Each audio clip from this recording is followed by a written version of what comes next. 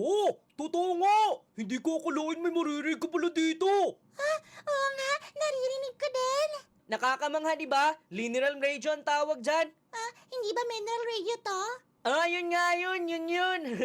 Gusto ko pa marinig ulit, pahiram ako! Sige, pero mamaya pahiram din ako ha. Pero basta-basta wag niyo lang yung sisirain, ha? Para yan lang eh. Ha, ano ba yan ha? Naiinggit ka lang! Nagbibiro ka ba? Mas marami pang mga lumang bagay sa bahay namin eh. Teka lang, ipapakita ko sa inyo, kukunin ko. Kala mo, kukuha pa ako na iba! Doraemon! Saan naman kaya nagpunta si Doraemon ngayon? Ayos! Gagamitin ko na to! Tao po, nandyan po ba kayo?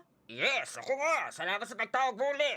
Ako po si Nobita! Gusto ko pala sana ihilingin sa inyo! Ano naman po ipagpapalit nyo ngayon? Teka lang, ano nga ba? Kahit anong po, papadala nyo lang agad! Basta luma lang po, ha? Nako, mahirap po yun. Basta luma po, okay na po yun, padala nyo po agad! Ikaw ba ang nag-voice over ni Doraemon sa GMA?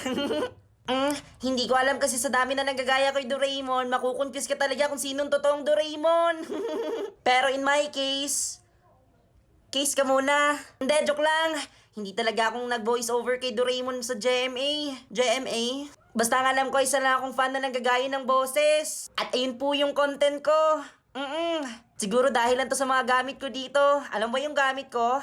Ang voice changer machine! Diba?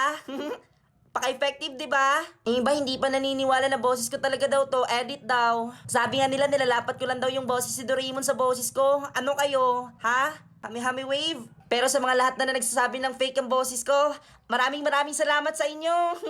At nang dahil doon, nalalaman ko na effective talaga yung pagdodoraemon ko. Kaya para sa inyong lahat, always spread love. No hate, just love. Libre lang maging mabait. Bye-bye.